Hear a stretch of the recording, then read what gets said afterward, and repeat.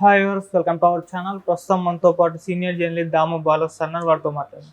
నమస్కారం sir. Sir, Jagan గారి పైన రాయదాడి కేసులో ఇద్దరు అధికారులు, పోలీస్ అధికారులను సస్పెండ్ చేయడం జరిగింది సార్. మరి ఎవరెవరు, ఎందుకు వీళ్ళని సస్పెండ్ చేశారు? మరి వీళ్ళనే కాకుండా ఇంకా వీళ్ళ పై అధికారులను కూడా సస్పెండ్ చేసే ఛాన్స్ ఉందా? మరి ఇది ఏమన్నా జగన్ గారికి నష్టం అనుకోవచ్చా సార్?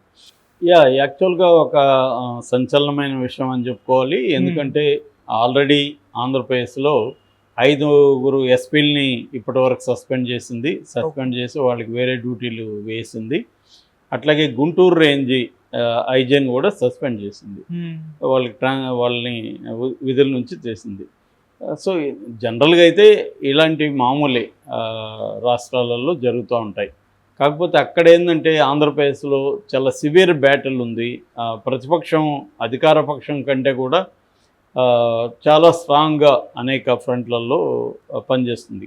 మనకి చంద్రబాబు నాయుడుకి ఉన్న ఆర్గనైజేషనల్ స్ట్రెంగ్త్ ఇంకే పార్టీకి కూడా ఉండదు దేశంలోనే.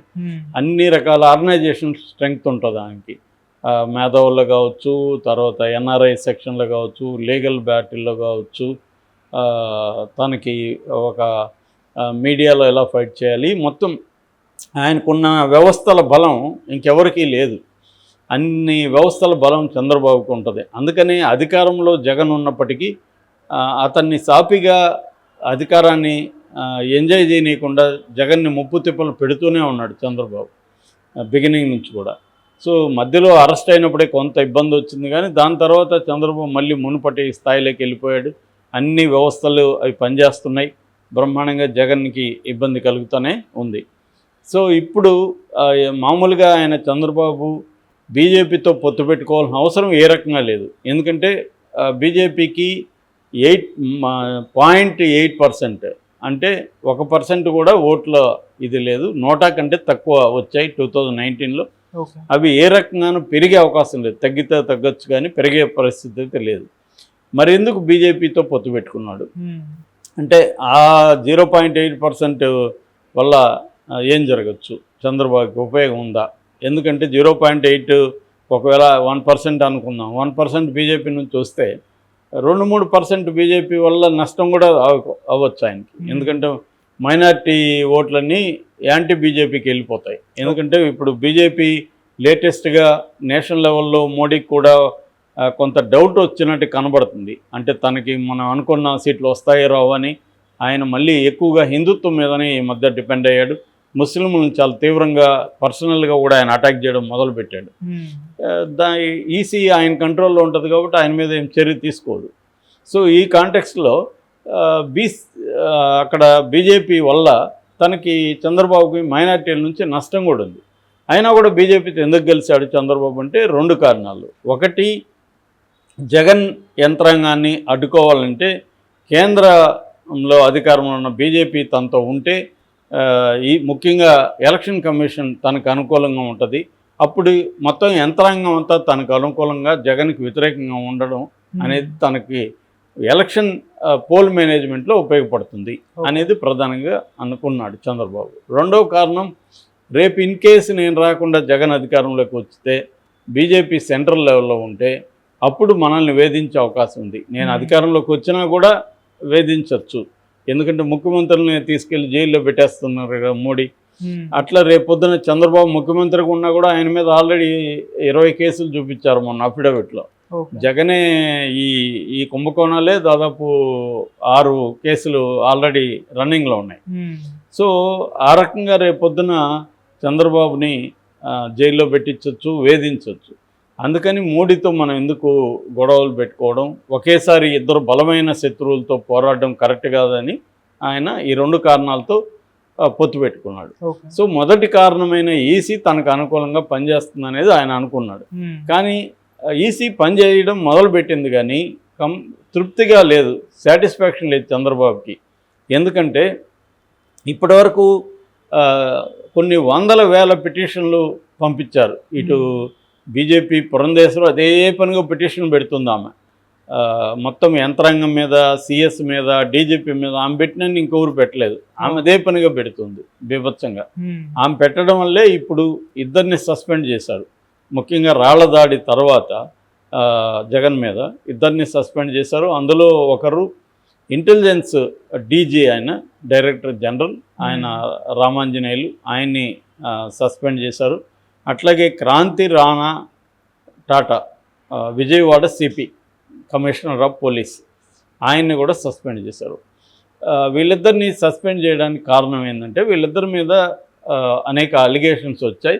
ముఖ్యంగా ఎస్ఐబి డీజీ ప్రత్యర్థుల్ని ఫోన్లు ట్యాప్ చేస్తున్నాడని, ప్రత్యర్థుల మీద నిఘా పెడుతున్నాడని, తను సీఎంఓ గైడెన్స్లో అంటే చీఫ్ మినిస్టర్ ఆఫీస్ గైడెన్స్లో పనిచేస్తున్నాడని, తను డీజీపీని డమ్మీ చేసి తనే మొత్తం పోలీస్ వ్యవస్థని తన గుప్పెట్లో పెట్టుకొని కంట్రోల్ చేస్తున్నాడని అతని మీద ఆరోపణలు వచ్చాయి. అట్లాగే మోడీ సభప్పుడు సరైన ఇంటెలిజెన్స్ అందివ్వడంలో ఫెయిల్ అయ్యాడనేది అతని మీద వచ్చాయి.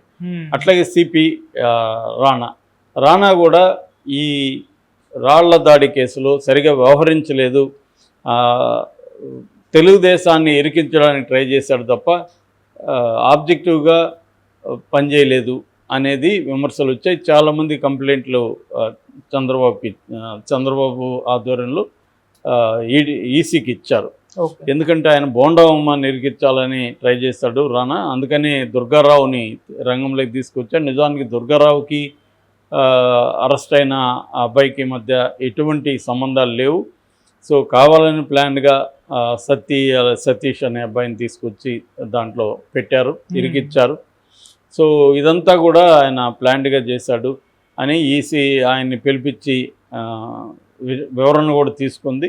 సో ఇప్పుడు వాళ్ళిద్దరిని సస్పెండ్ చేశారు. కానీ చంద్రబాబు కానీ పురంధరేశ్వర కానీ ప్రధానంగా వాళ్ళు కోరుకునేది వీళ్ళిద్దరిని కాదు. వీళ్ళిద్దరు తీయడం వల్ల కొంతమేరకు జగన్కి నష్టమే కావచ్చు, కానీ అబ్సల్యూట్గా ఏమి నష్టం ఉండదు. ఎందుకంటే సిఎస్ జగన్కి అనుకూలంగా ఉంటాడు, డీజీపీ రాజేందర్ రెడ్డి కూడా అనుకూలంగా ఉంటాడు. వాళ్ళిద్దరూ పై స్థాయిలో ఉన్నంత వరకు కింది స్థాయిలో అధికారులు వాళ్ళ మాట వినాల్సిందే. సో ఎవరు వచ్చిన రేపు సిపి ఇంకొకటి వచ్చినా డీజీపీ మాట వినకుండా సిఎస్ మాట వినకుండా ఎలా ఉంటాడు? అట్లాగే రేపు ఇంటెలిజెన్స్ ఐజీ వచ్చినా సిఎస్ ఆధ్వర్యంలోనే కదా పనిచేయాలి.